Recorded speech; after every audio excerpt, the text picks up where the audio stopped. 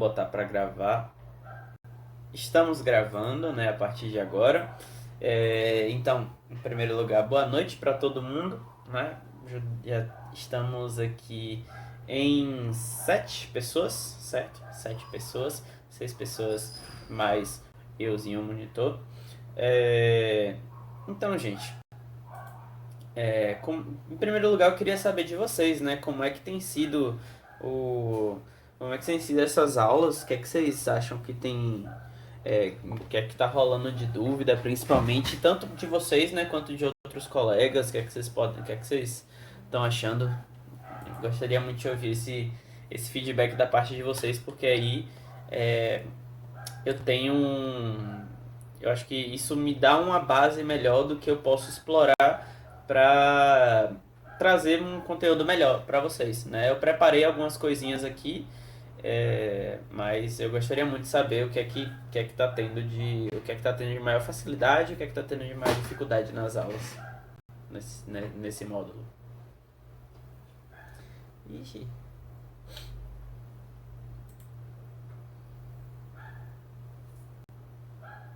Porra. Lima? Oi, diga. Rapaz, lendo o livro aqui, eu fiquei com um pouco de dúvida sobre profármaco misto. Não entendi direito. Podia dar uma explicada melhor? Sobre profármacos mistos, né? É, a classificação de profármacos é um negócio que sempre dá uma pegada, assim. É, vamos lá. Você sabe como funcionam os profármacos clássicos, né? Todo mundo sabe que os profármacos clássicos são aqueles que apresentam. Aí Gisele acabou de chegar, boa noite, Gisele. É, os profármacos clássicos são aqueles que apresentam um grupo transportador, né, junto com a molécula inativa de fármaco. Que aí depois que esse profármaco sofre a ação do metabolismo, né, depois que ele entra no organismo, etc., sofre a ação do metabolismo e vai ser então liberado um fármaco ativo e um grupo transportador que é inerte, certo? Inativo. Já a outra classificação, né, da outra classificação principal, a gente vê os bioprecursores. Os bioprecursores, eles já não precisam desse grupo transportador para levar a molécula, né, a molécula que vai fazer a atividade farmacológica propriamente dita, ao seu sítio. Na verdade, o bioprecursor ele não vai precisar, né, desse grupo transportador para atravessar a barreira biológica, né? Então, o bioprecursor ele é o próprio fármaco, né, mas da sua forma inativa, mas depois que ele passa por etapas do metabolismo, depois que ele é biotransformado, aí ele se torna uma molécula ativa, perfeito? Sem haver aquela etapa então de uma liberação, né, do fármaco ativo e grupo transportador. No bioprecursor, a gente não fala de grupo transportador, tudo bem? Então, o que é que isso significa? O profármaco misto, ele vai ser uma combinação dessas duas características. O profármaco misto, ele vai ter tanto um grupo transportador, né, quanto vai ter uma molécula farmacologicamente que vai ser farmacologicamente ativa depois de sofrer biotransformação por parte do metabolismo, né, dentro daquele organismo no qual vai ser administrada. Tudo bem? Então, quando a gente fala de misto, a gente na verdade vai combinar as duas classificações anteriores, de clássico e de bioprecursor. Deu para pegar isso? Todo mundo Beleza. consegue sacar quais são as principais diferenças, né, desses tipos de profármacos? Ou ainda existe alguma dúvida quanto à classificação de profármaco? Porque se tiver, a gente fala, sem problema.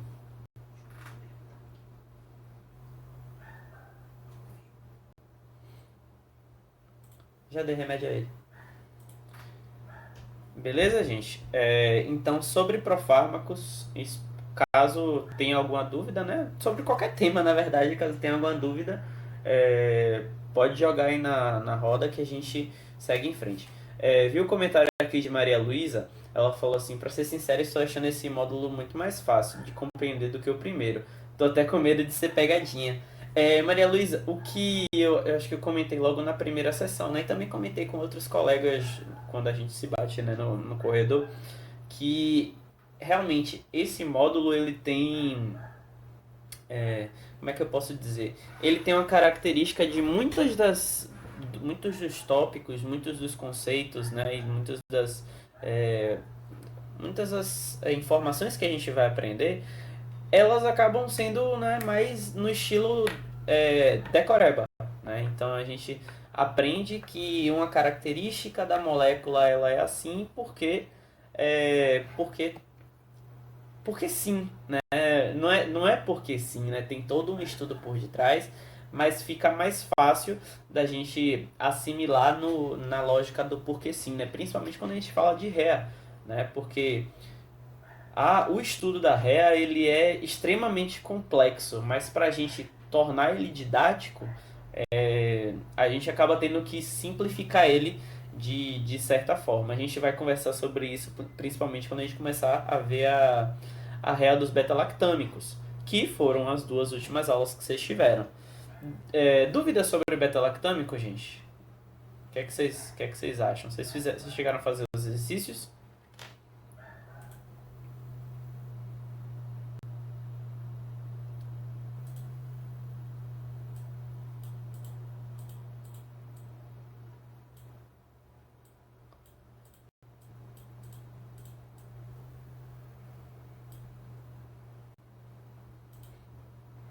Eu queria ver o mecanismo porque não peguei. Fizemos uns em sala. Imagino que seja aqueles exercícios do planejamento de antibióticos, né? Do planejamento dos beta-lactâmicos, baseado na REA aplicada. E aí eu peguei esses exercícios, né? E teve uma lista. Na verdade não foi uma lista. Foram três exercíciozinhos para trabalhar conceitos, né? Para trabalhar conceitos sobre a relação estruturatividade de beta-lactâmicos. Tem três questões. Eu vou compartilhar com vocês, que aí quem não viu pode ver também, né? E aí a gente... planejamento não foi ainda? Nessa aula vocês tiveram o que, gente? Nessa aula vocês tiveram a continuação sobre cefalosporinas e outros beta-lactâmicos, foi? Perfeito. Pronto. Então, a aula de planejamento, ela na verdade vai ser, como é que eu posso dizer? Ela vai ser a aplicação propriamente dita do que vocês já viram na aula teórica, né? Vocês vão ver esses conceitos, né, do porquê que a gente altera de tal forma uma molécula para ter um efeito X, né? Essa é a ideia do planejamento de antibióticos, mas a gente já pode é, falar sobre isso, né? Eu vou mostrar aqui, eu vou compartilhar com vocês a minha tela, que já consigo falar sobre esses exercícios também. Rapidinho.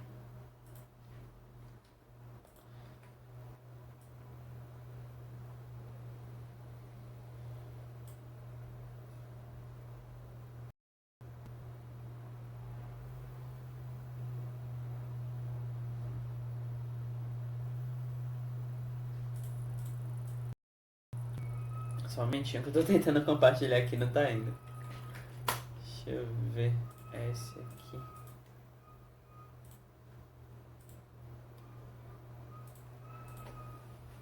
Pronto. Funcionando, gente. Aqui. Esse aqui é o início dessa parte, né, de planejamento de antibióticos e beta-lactâmicos. A professora, né, não chegou a mostrar isso aqui em sala, né? Mas já tá. Deixa eu ver. No caso, você está falando de quando faz alteração para deixar mais ácido resistente, proteção de beta-lactamase, latência A? Exatamente. É isso aqui que está aparecendo na tela de vocês, né? Isso aqui é uma estrutura básica, né? Estrutura básica não, melhor dizendo. um núcleo comum de um beta-lactâmico, no caso aqui de uma penicilina, né? A gente vê que tem o núcleo beta-lactâmico e tem o anel tiazolidínico, certo? Esse anel que é 5 membros e o anel de enxofre e o heteroátomo que é o enxofre aqui, certo? Deixa eu ver se tem mais alguma coisa aqui. Vai ser a próxima aula. Josafa falou sobre eu queria ver o mecanismo porque não peguei. Como assim o mecanismo de ação das beta-lactases? É isso, perdão, dos beta-lactâmicos? É isso que você quis dizer?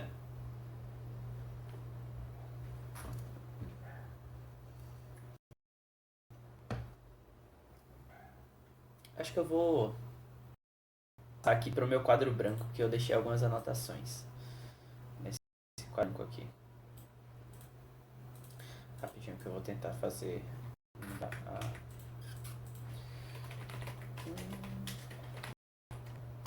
Vou mudar a tela aqui.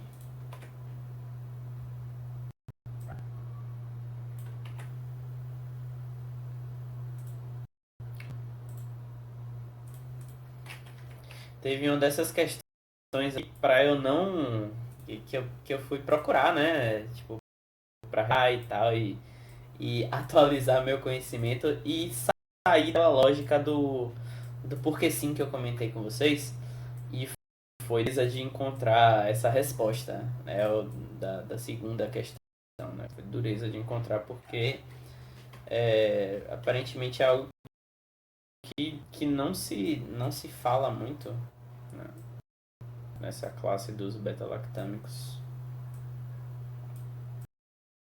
Pronto. Do ataque e tal. Pronto. Vou mostrar aqui. Acho que eu tenho aqui. No slide tem um. Eu vou mostrar pra você, né? Tem esse mecanismozinho diretamente no Patrick. No Patrick tem essa imagem legal. Deixa só eu.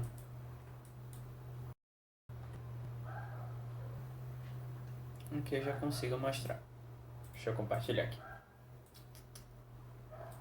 Compartilhar. Apresentar outra coisa. Cadê? Aqui. Pronto, tá vendo aqui? Essa imagem aqui, ela é do Patrick, né? Essa imagem que tá aqui, tem escrito mecanismo, é basicamente a inibição, né, feita pelas peninas nas transpeptidases, né? Esse é o mecanismo de ação propriamente dito. Essa ligação que tem na estrutura das penicilinas, aqui, essa estrutura que é o anel beta-lactâmico é um anel bem pequeno, né? E esse anel ele possui uma tensão angular muito forte, né? São átomos com suas nuvens eletrônicas, né, consideráveis, afinal de contas é um carbono, é um nitrogênio, outro carbono. Então não são átomos pequenos como o hidrogênio, né? Todos eles têm uma geometria, né, específica e principalmente nesta ligação, que é a ligação da lactama propriamente dita, essa ligação ela é super tensa porque o carbono ele é forçado a fazer essa ligação num ângulo específico com esse nitrogênio e esse esforço, né, que é criado, ele necessariamente torna esta parte aqui do anel beta-lactâmico super reativa, certo?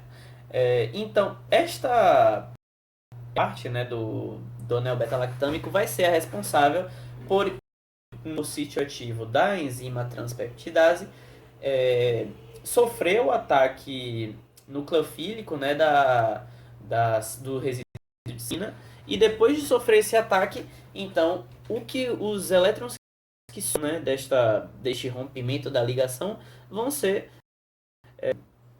vão atacar um íon H+, que estiver no meio. E esse íon H+, vai achar um novo anel aqui, né, esse anel tiazolidínico, certo? E baseado nisso aqui, né, que acaba de acontecer, então a formação de uma nova ligação covalente. Lembra a gente conversou sobre quando a gente conversou sobre inibição, deixei isso no novo vídeo lá da monitoria, e que quando ocorre uma inibição enzimática essa enzimática ela é intermediada, o que ocorre nessa inibição é uma ligação uma ligação covalente do ligante com a proteína. Aí a gente vai ter uma ligação que é de que tipo? Reversível ou irreversível? Quem lembra? Essa tá fácil. É reversível ou irreversível o que acontece? Irreversível, né? É uma ligação super forte, né? Não é uma interação intermolecular, é uma interação de cunho, né? Que exige, né? Se fosse para a gente quebrar, por exemplo, essa linha aqui formada, né, da serina com a nova carbono, a gente precisaria de uma energia muito mais alta do que se fosse só uma interação de ligação de hidrogênio, uma interação Van der Waals, né, uma interação hidrofóbica. Então, se trata, né, dessa formação dessa ligação covalente.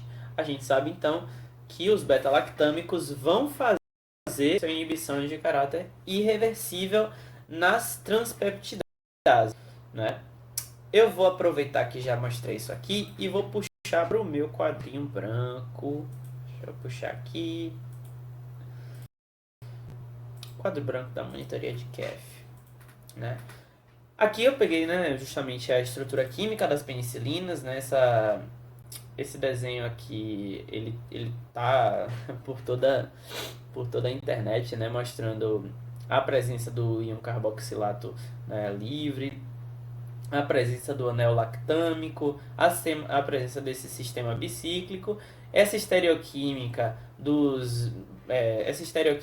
desses carbonos que configura, né, esses dois hidrogênios com uma estereoquímica cis para tentar justamente tornar essa estrutura o mais planar quanto possível, mas na verdade, né, a maioria dos beta-lactâmicos vão ter uma estruturinha de V. Né? Esse anel ele é tão tensionado que ele não consegue ficar plano. Né? Ele tem uma estrutura de V, né, tridimensional. E aqui o grupamento amida das penicilinas. Aí agora eu vou deixar essa pergunta para vocês também. Baseado, né, no que vocês já estudaram, né, sobre beta-lactâmico, vocês já viram as estruturas das linas e já viram as estruturas das cefalosporinas. Então, qual é a principal diferença, né, da estrutura química das penicilinas para a estrutura química das cefalosporinas? Quem diz aí? Quem lembra? Sabe que eu não vou sozinho não. Só vou mostrar depois que alguém chegar e falar. Beleza, perfeito, Maria. A cefalosporina, diferente do... Vou revelar aqui. A cefalosporina, diferente das penicilinas, apresenta, ligado ao anel beta-lactâmico, um anel de 6 membros, que agora ele tem não só essa do enxofre e tal, mas agora esse anel ele tem 6 membros, perfeito? Esse aqui anteriormente tinha 5 membros, como a gente pode ver, né? 1, 2, 3, 4, 5. Aqui 2, 3, 4, 5, 6. Então essa é a principal diferença. A estrutura é, entre aspas, muito semelhante. A mesma, né? Entre aspas, demais. A estrutura é bem parecida. A grande diferença é que um tem 5 membros e o outro tem 6 membros. Perfeito? Muito bem. E agora, eu já dei o spoiler, né? Já dei o spoiler. Agora eu vou querer que vocês me digam aí. Alguém me responde aí bonitinho. Qual que é o mecanismo de ação das penicilinas? Mas para receber esse meio ponto aí no coração, né? No que quer que seja, tipo, para receber meio na vida, melhor dizendo assim, tem que dizer tudo o que acontece, né? O mecanismo de ação, em que a enzima age, né? Quais são os da enzima e o que é que acontece. Quem diz aí? Só acerta tudo quem disser tudo.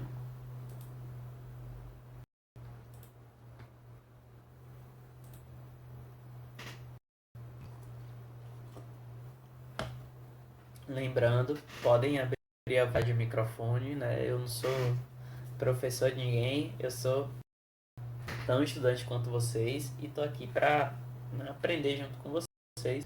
E a gente está aqui nessa estrutura para tornar a coisa mais leve e fazer fluir.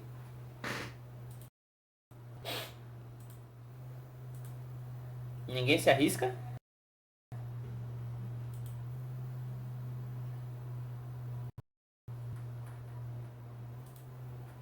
Carbonila do anel beta-lactâmico e ataque nucleofílico de um resíduo aminoácido da transpeptidase, formando a ligação. Beleza, isso é parte da resposta. Mas por quê? Por que o beta-lactâmico sofre? O que acontece nessa interação?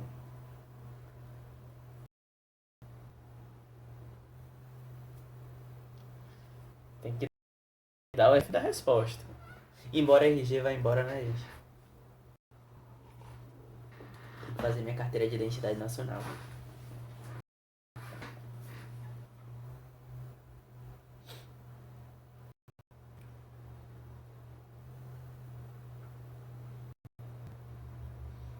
Chegou mais uma pessoa aí. Boa noite, Caroline. Esqueci se é o resíduo de serina ou lisina. No resíduo de serina, mostrar aqui em cima, né? Não tá aqui não, tá na outra. Mas é no resíduo de serina. É no resíduo de serina, perfeito. Alguém esqueceu o resto da resposta?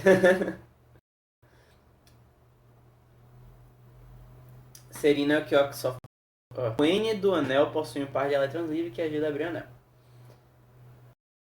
Na verdade, o que vai, né, forçar a abrir esse anel e fazer essa interação é a tensão da ligação lactâmica, né? Essa tensão vai forçar, né, ao rompimento da ligação, e aí que a ligação é rompida, então uma parte, né, dos elétrons se liga ao uma parte dos elétrons vai se estabelecer uma ligação com a hidroxila da serina e a outra parte dos elétrons vai subtrair um H+ do meio. Quem dá mais uma? Vamos lá? Mais uma informaçãozinha aí, eu clico aqui. Tá aqui embaixo, ó. Repete aí. Eu falei muita coisa.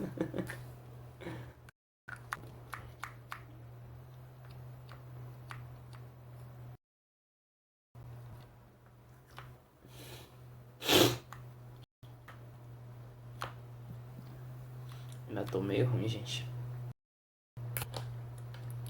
Meio doentinho. O ácido carboxílico carregado faz uma ligação iônica com outro resíduo de aminoácido. Vai servir para estabilizar a interação, né, do ligante com o receptor, com certeza. Vamos lá, vou revelar. A resposta completa, né, se alguém chegasse te perguntarem qual que é o mecanismo das penicilinas, né, elas têm o quê? Uma estrutura que é semelhante, isso que é importante dizer. As penicilinas, né, elas têm essa estrutura muito parecida com o peptídeo glicano NAN. O que é o peptídeo glicano NAN? É um dos componentes da parede celular bacteriana, certo? Lembram que na parede celular bacteriana a gente tinha, lá em microbiologia, né, que a gente estuda, a gente tem o que? A ligação NAG-NAN, né, que vai compor essa barreira, essa parede celular. E quem faz essa rede de NAG-NAN é a transpeptidase, a enzima enzima responsável por construir, reparar, reformar e dar integridade à parede celular bacteriana.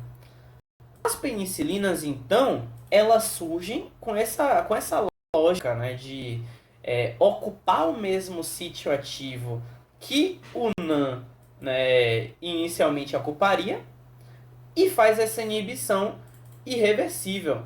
Que tipo de inibição é essa, gente? Essa inibição, ela é competitiva ou não competitiva?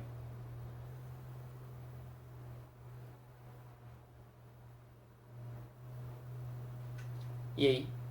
Quem diz?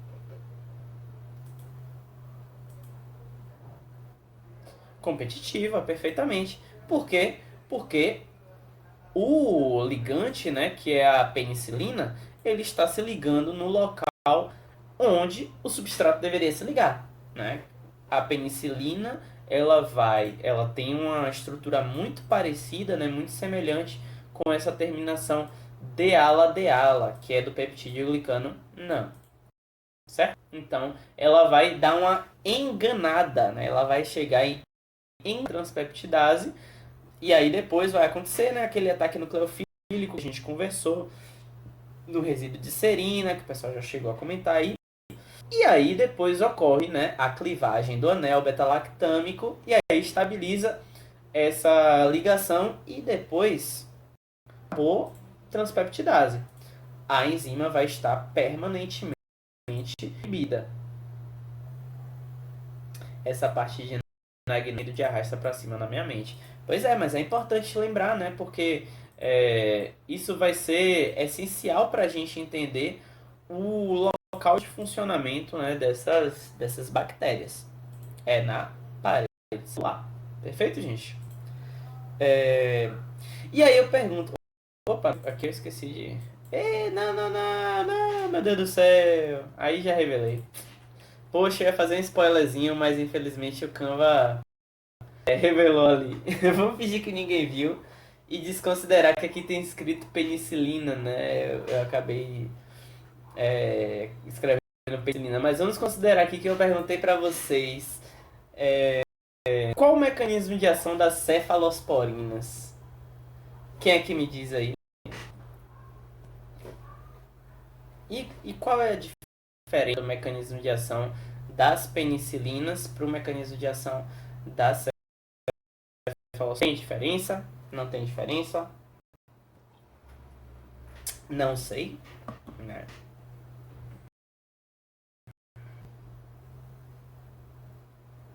Acho que não tem.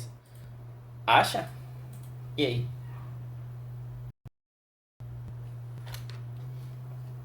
Se responder acho na prova, eu acho que a professora te dá um certo completo. Vamos procurar saber. Pronto. Posso estar ficando louco, mas acho que eu vi que é dizer que ela tem um anel, deixa o anel beta-lactâmico menos reativo. Perfeito, né? Ela vai responder aí. E é isso mesmo, né? O mecanismo de ação em si é a mesma coisa. Então, não vai mudar com relação ao que acontece, né, de interação com a transpeptidase. Vai ser a mesma interação. Vai fazer, né, aquela simulação, né, vai apresentar a semelhança à terminação deala do peptídeo glicano NAM, mas a diferença é que as cefalosporinas, por terem um anel maior, né, ligado ao anel beta-lactâmico, aqui, né, ela tem a estrutura dela aqui em cima, por ter um anel maior, isso permite, então, uma maior estabilidade, né, isso confere uma maior estabilidade para a ligação da lactama, certo? E, por ter uma menor tensão, então isso vai tornar as cefalosporinas menos reativas, certo? Então, deixa eu ver. Eles são menos reativos, mas em compensação tem um espectro maior, com certeza. Alguns têm uma proteção para beta-lactamase melhor também. Vamos falar de proteção da lactamase daqui a pouquinho, né? E aqui abaixo, né, que eu vou perguntar para vocês. baseado nisso, todo mundo conseguiu entender como é que se corta, né, o mecanismo de ação dessa. Era para ter colocado aqui cefalosporina, gente. Perdi a.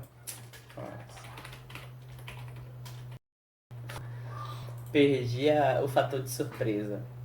Mas todo mundo concorda com isso, né? Todo mundo concorda que são basicamente, né, semelhantes, mas existe diferença quanto à reatividade.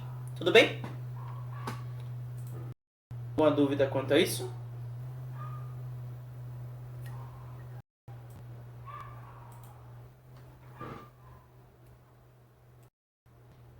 Perfeito. E aqui embaixo, né, tem uma pergunta que isso aqui vale tanto para as penicilinas, né, quanto para as cefalosporinas. E quais são, né, os principais desafios para a ação dessas penicilinas? Alguém chegou e falou mais cedo, né, sobre alguns desses desafios. Queria que vocês lembrassem, né, quais são esses principais desafios. E o que eu quero dizer com desafios é tipo assim, o que é que eu tenho que ter em mente sobre a estrutura daquela molécula, né, que é uma penicilina, e aquela pode ser suscetível durante a administração. Vocês lembram?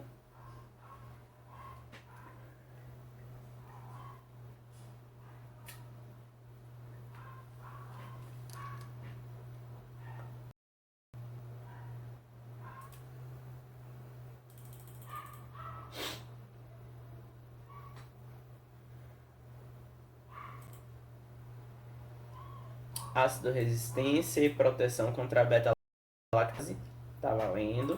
Né? Abertura do anel, também tá valendo. Né? Eu acho que vocês já conseguiram responder bastante aí do que a gente vai conversar.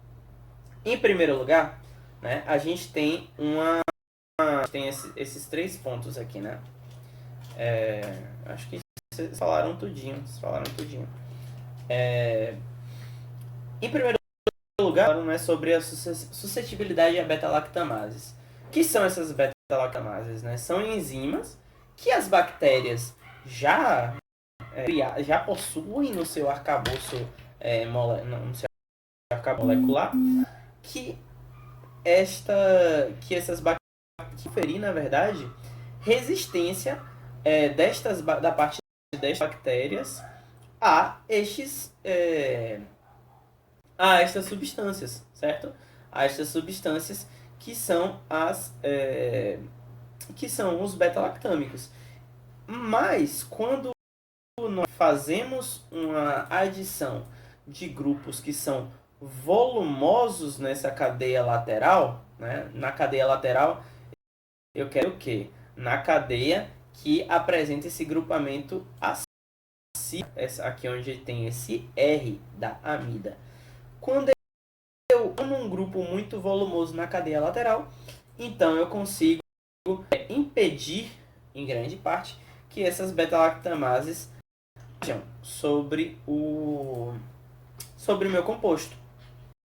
Né? E aqui a gente já vai também falar sobre isso. Né? É muito importante falar. Na verdade, aqui embaixo a gente vai falar sobre esses dois, né? Essa é a principal, né, alternativa às beta-lactamases. O segundo grande desafio é essa do anel beta-lactâmico. O que é isso? A molécula dos beta-lactâmicos são moléculas extremamente reativas, extremamente tensas. O que a gente pode utilizar para como é que eu posso falar isso? Para resolver esse problema, né, e tornar a molécula estável e impedir, né, que esses beta-lactâmicos sejam muito reativos, principalmente em ácidos, é a utilização de um grupo que ele é retirado. Né? Quando esse grupo retirador de elétrons ele é presente nessa cadeia lateral aqui, né, ligado ao grupamento acílico, ele vai retirar, né, os elétrons dessa região, né, onde tem o carbono 6, vai ajudar a aliviar essa tensão da ligação lactâmica e então vai tornar a vai tornar o anel beta-lactâmico menos suscetível à reação, né, de hidrólise em meio ácido. E por que em meio ácido? Né? Porque em meio ácido existe, né, a presença de prótons H+. Se existe a presença de prótons H+, então esse nitrogênio aqui, uma característica, né, levemente básica, ele vai ser, né, responsável por subtrair esse hidrogênio do meio. Então, agindo, né, aliviando a nuvem elétrica desta ligação lactâmica, resolver esse problema da tensão do anel beta-lactâmico. E além disso, existe a possibilidade de um ataque que ele é intramolecular. Esse ataque intramolecular, deixa eu ver se eu tenho uma fotinho dele aqui para vocês, é bem interessante mostrar. Cadê? Deixa eu procurar aqui que eu mostro para vocês direito. Aqui. No slide já tem. Então. Pronto. Mudar aqui a transmissão. No slide a professora tem também aqui, né? A gente tem, né, uma ligação muito instável. A gente tem uma ligação muito instável neste grupamento lactâmico. Mas, e justamente por isso, é possível que o oxigênio da amida, né, presente na cadeia lateral, ele pode, né, caso esta ligação não seja bem estabilizada, atacar a carbonila é suscetível, né? Essa carbonila ela é suscetível, principalmente quando o meio está ácido, né? E exige protonar também o oxigênio dessa carbonila. Então, formando e fechando um novo ciclo. Quando a gente fecha esse novo ciclo, aí a gente perde totalmente, né, essa característica importante, né, dos beta-lactâmicos. Essa ligação toda aqui, ela vai ser, né, vai sofrer, né, várias mutações até formar o ácido penicilínico, né, futuramente vai ser convertido ao ácido penicilênico, que possui, né, uma característica muito fraca, né, e uma atividade frente às bactérias suscetíveis a penicilinas muito baixa. Né? Então, agora a gente acaba perdendo por instabilidade da própria molécula essa como é que eu posso dizer? A gente perde, né, em meio ácido essa quantidade, né, de moléculas que vão ser degradadas pela própria instabilidade da molécula. Meu Deus do céu, tinha a Catarina tentando entrar. E eu não tava no lado da ligação. Mas enfim.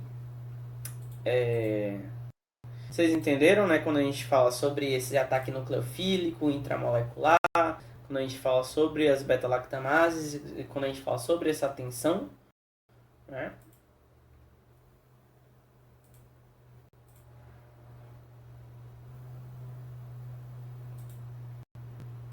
Tudo certinho?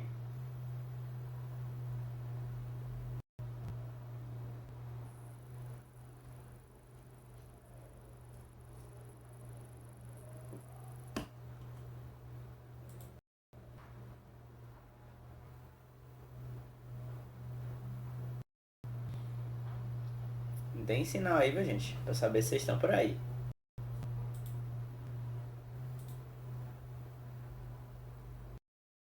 Oi, Cleima.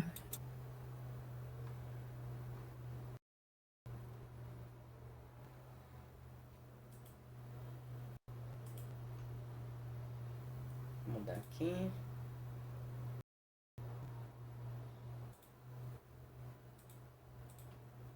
Apresentar outra coisa. Quadro branco.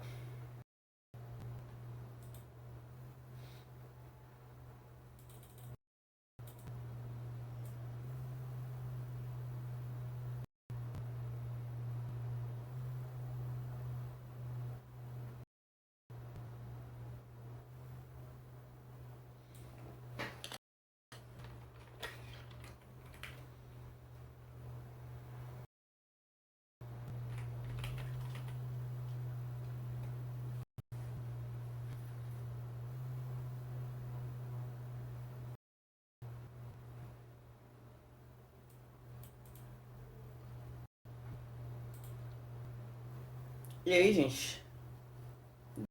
Dúvidas? Vocês? Apareçam aí.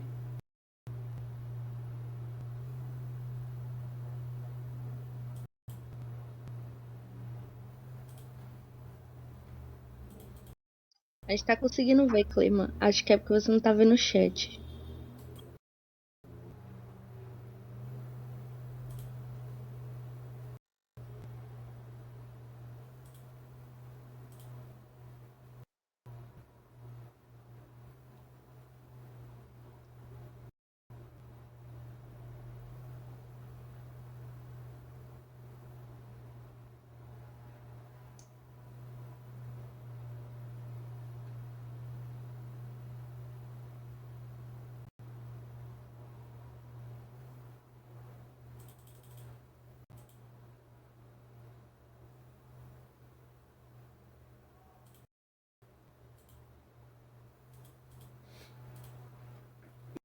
Bom, como eu falei anteriormente, né? Esse aqui foi um dos exercícios que vão ficar, né? Na verdade, parece que vai ficar para semana que vem. Eu achei que já tinham sido passados, né? Mas a gente já pode começar a discutir eles, porque, na verdade, eu acho que esse aqui que ainda não se foi. Não foi discutido, né? Eu não sei se esse aqui já foi debatido sobre os monobactâmicos e tal. Mas a gente. Maria Luísa, tá tentando abrir o mic?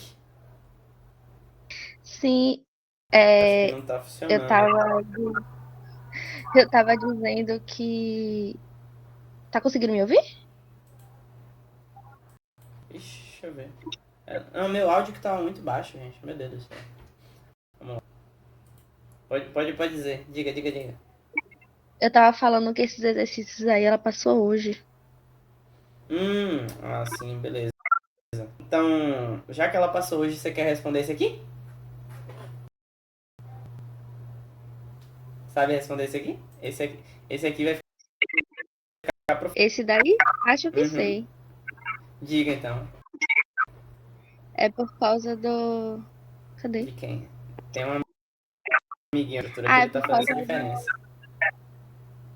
É por causa daquele ácido ali que eu esqueci o nome, que é o com enxofre. Exatamente. O grupo. Ah, O grupo sulfona, né? Ele é responsável. Tanto o grupo sulfonamida quanto se tivesse a presença de qualquer outro grupo ácido, né, retirador de elétrons, ele iria então ser responsável por, né, conferir essa instabilidade, né, a essa ligação lactâmica, e aí permite que o ácido faça que é um monobactâmico, né, que ele faça essa inibição da transpeptidase da mesma forma. A diferença é que ele vai ser capaz também de inativar outras beta-lactamases, né, devido à presença de um grupo gigantesco ligado na sua cadeia lateral. E acho que é isso, né, sobre as monobactamas. Eu acho que deve ser mais ou menos isso aí. Está certo. Muito bem. E sobre esses dois aqui, quem disse? Na questão 1, por exemplo, vem perguntando assim: considerando que o ácido clavulânico ele não tem uma atividade antibiótica importante, mas mesmo assim ele é utilizado em associação com outras penicilinas. Por exemplo, né, a gente vê a formulação super famosa, né, que é a formulação do clonato de potássio com amoxicilina, sendo comercializada e vendida bastante aqui no Brasil, né? Por que é tão importante assim a gente ter o clavulanato junto com a amoxicilina?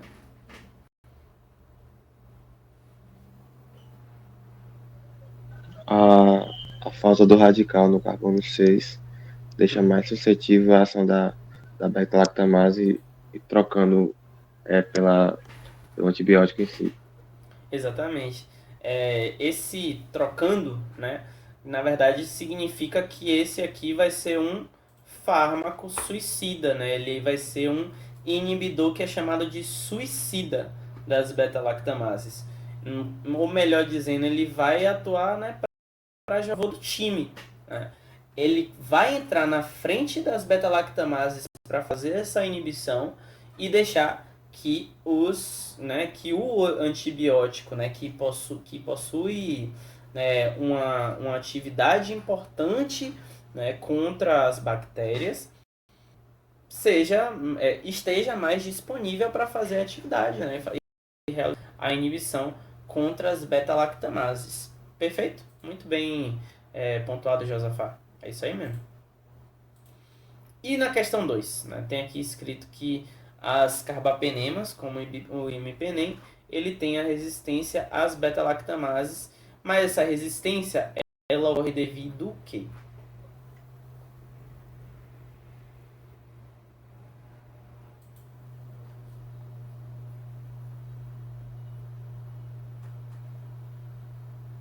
Essa estrutura aqui, né, debaixo do imipenem. Deixa eu dar um zoomzinho. É porque o substituinte lá no carbono 6, apesar de ser pequeno, ele tá para trás. Isso, perfeito. Deixa eu Por causa revelar da aqui. geometria. Perfeito.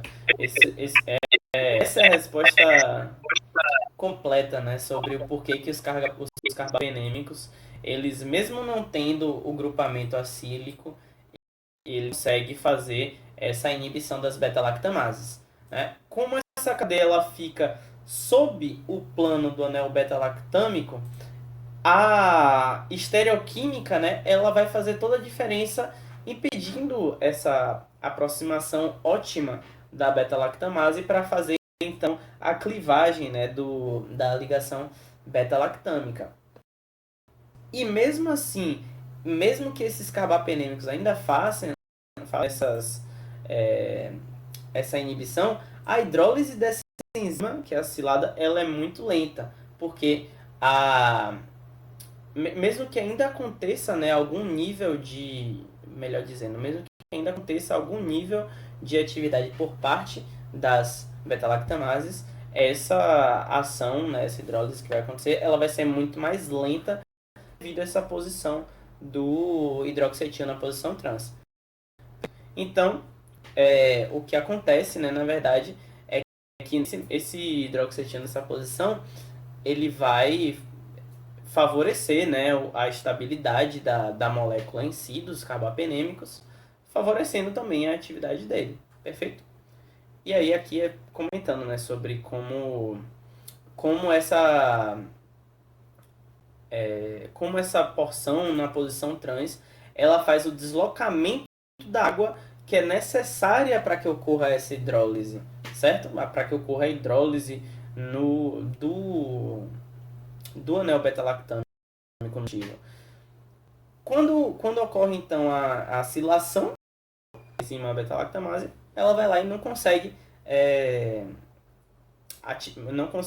fazer a atividade dela. Perfeito. Tudo certo, gente? Dúvidas?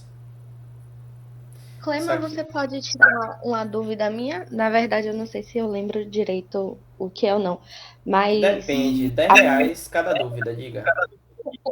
A professora estava falando sobre quando é gram-negativo e aí passa pela aquaporina e tal.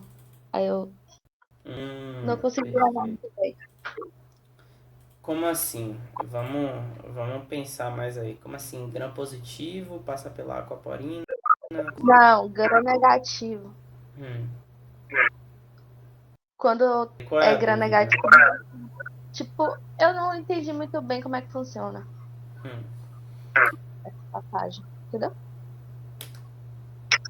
Mas que passagem? É isso que eu quero entender. Eu quero entender Que qual ela é essa tava dúvida. falando. Que Ó, ela tava falando. Tipo, eu anotei só Hum. que ela falou, também fiquei confusa, mas eu só consegui anotar que a polaridade faz com que facilite a passagem pelas aquaporinas que tem na Perfeito. bicamada das gram-negativas, mas entender já é outra coisa. É isso mesmo. Assim, gente, Tudo bem, Catarina, obrigada.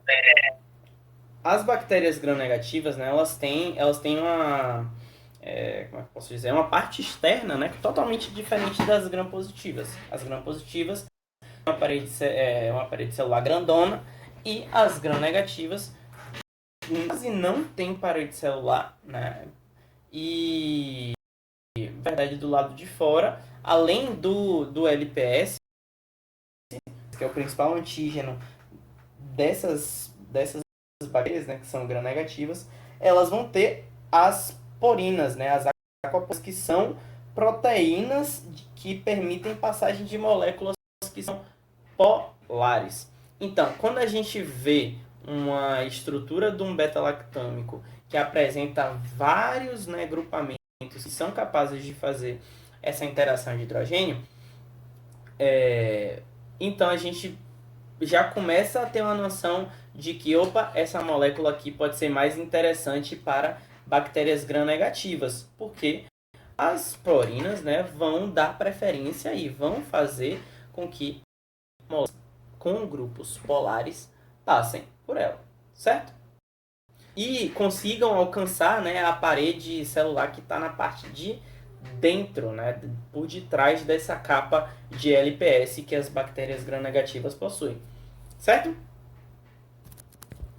Enquanto, né, se a gente tem uma penicilina com a maior quantidade de grupos apolares, a gente vai entender que essa penicilina ela vai ser mais interessante, né, contra bactérias que possuem a característica de serem gram-positivas. Por quê? Porque elas vão interagir mais, né, com a parte de fora da bactéria, né, com aquela característica que é a parede celular, ali no que é, né, da bactéria propriamente dita.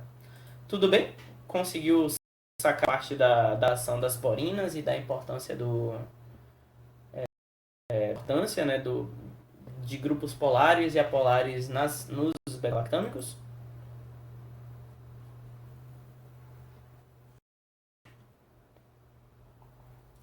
Sim.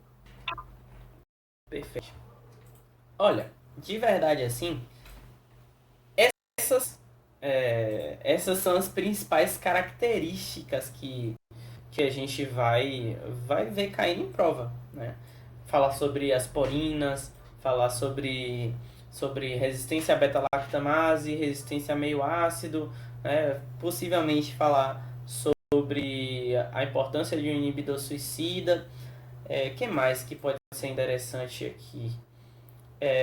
Os outros beta-lactâmicos, eu acho que eles são menos falados, né? Menos do que eu lembro de prova. Mas ainda é importante sempre rever, né? Lembrar da importância desses beta-lactâmicos. Principalmente quando a gente fala, né, do... Deixa eu dar um zoom aqui. Quando a gente fala, né, desse grupozinho, esse grupo carboxilato. Esse grupo carboxilato é o ponto de preferência a formar uma reação de esterificação e converter, né, esse beta-lactâmico em um profármaco. Né? Por quê? Com o grupamento carboxilato ligado, né, em forma de éster, ele vai então ser pouco ou inativo nessa forma, né, com esse carboxilato ligado, mas quando ele sofre a clivagem por parte das esterases, ele vai lá e vai ser liberto, né? E vai poder agora desenvolver aquela interação que Josefa falou, né, logo no início da nossa sessão, aquela interação do grupo carboxílico com outro resíduo, que é o resíduo de... Poxa, deixa eu lembrar aqui, olhar no Patrick. O resíduo de serina é o mais importante, né, para clivagem. É para clivagem do anel beta-lactâmico, e outro resíduo é um resíduo de lisina, né, o que vai interagir diretamente com esse íon carboxilato. Beleza? Então, essa é uma parte aqui muito importante que pode cair também e que já conversa com outro tema, que é o tema dos fármacos latenciados, que é o tema da latenciação. Beleza? O que mais que a gente tem por hoje, gente? Eu acho que de beta-lactâmico a gente falou bastante, né? O que tem de mais de beta-lactâmico serão os pequenos detalhes que eu acho que não vão ser explorados assim em prova. A título de prova, eles não vão ser tão... Esses pequeninos pontos não vão ser tão bem explorados assim. Tudo que a gente tem para falar de beta-lactâmico e a real desses beta-lactâmicos a gente falou bastante. Se tiverem dúvida, né, a gente corre atrás, a gente busca. O que é que vocês têm aí?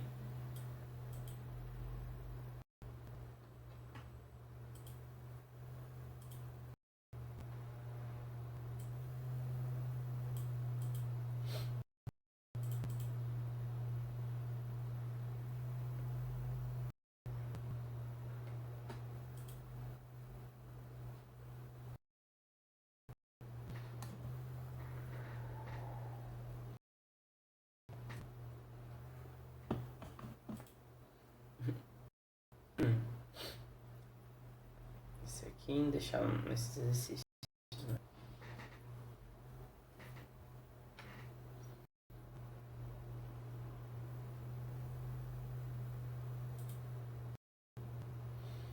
E aí, gente?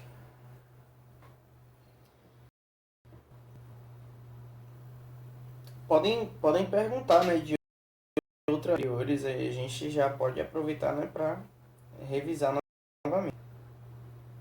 Lembrando, né, que hoje eu vou tentar, eu vou ficar aqui só até as 8h30, ou até as 8h30, porque eu tenho outras questões a ver ainda hoje e conseguir, né, fazer o trabalho amanhã. E, além disso, ainda tô meio doente de quebra.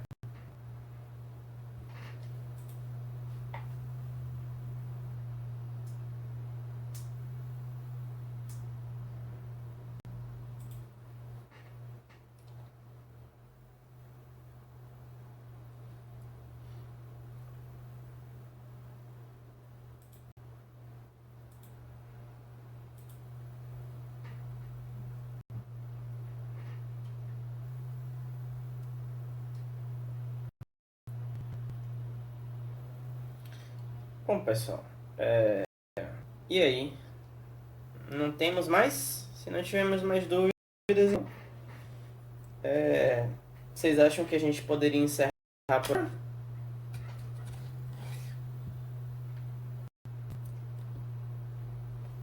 Cleiman, não é que não Oi. temos dúvidas, é que são tantos assuntos que tá muito complicado ainda de surgir dúvida porque tá tudo acumulado. Sem problema, eu entendo perfeitamente. Só para inclusive... deixar claro, para você não achar que a gente tá sabendo, entendeu? Pelo menos da minha parte é isso. Eu entendo perfeito porque, em primeiro lugar, eu já fiz a disciplina, em segundo lugar, eu sou estudante igual a vocês, né?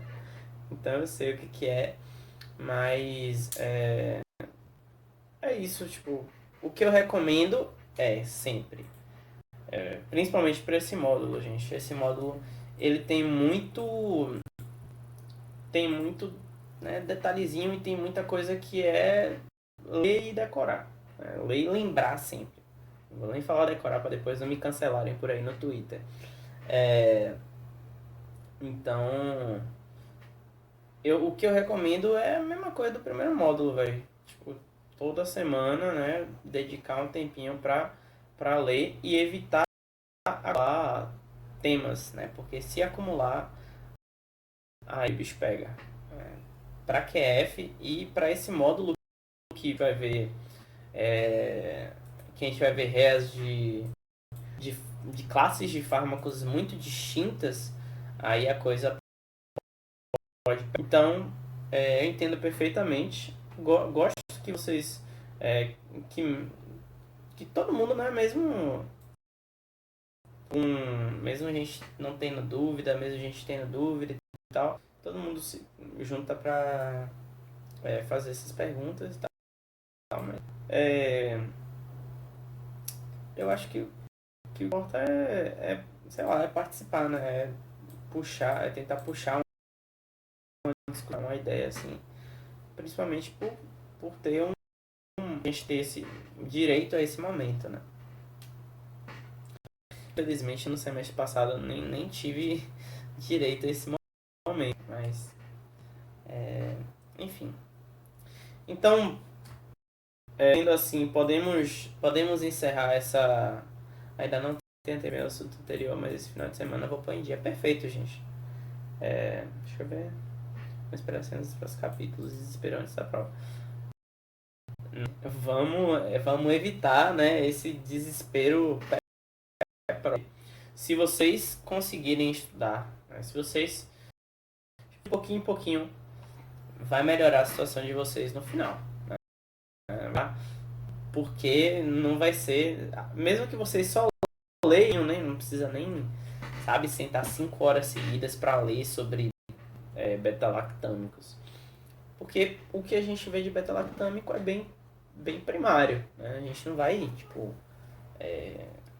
se aprofundar nas profundezas dos beta-lactâmicos e discutir modificação a modificação e tete a tete o que é que vai, o que é que... A gente vê a ré, mas a gente ainda vê acima. Beleza? Então, sendo assim, eu vou... A gente pode encerrar aqui, né? Novamente questiono. Dúvidas? Só pra garantir.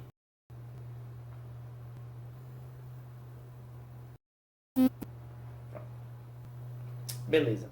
Então, em primeiro lugar, agradeço a vocês por terem comparecido hoje. Agradeço quem participou, né? Quem colou nessa reunião. Agradeço também pelas perguntas, né? Pela dedicação. Gente, estudem, né? Aproveitem o tempo livre de vocês, aproveitem o tempo de transporte, né? Eu sempre aproveitava o tempo de transporte, porque eu levo 1h30 para chegar na UFBA para poder ler alguma coisa de QF. Então, muito importante não acumular, porque é coisa pra caramba. Mas se vocês estudam e fica sem entender um negócio, já ajuda pra gente trazer essa dúvida pra cá e tentar aliviar essa dúvida. Quem sabe se é a dúvida de um colega, pode ser uma dúvida minha, né? E aí se ajuda a estudar e a todo mundo tirar uma nota massa na prova, beleza? Então, uma ótima noite pra vocês. Um beijo no coração e bom descanso pra todo mundo. Falou! Obrigada, Cleiman. Boa noite. Valeu, Catarina. Boa noite.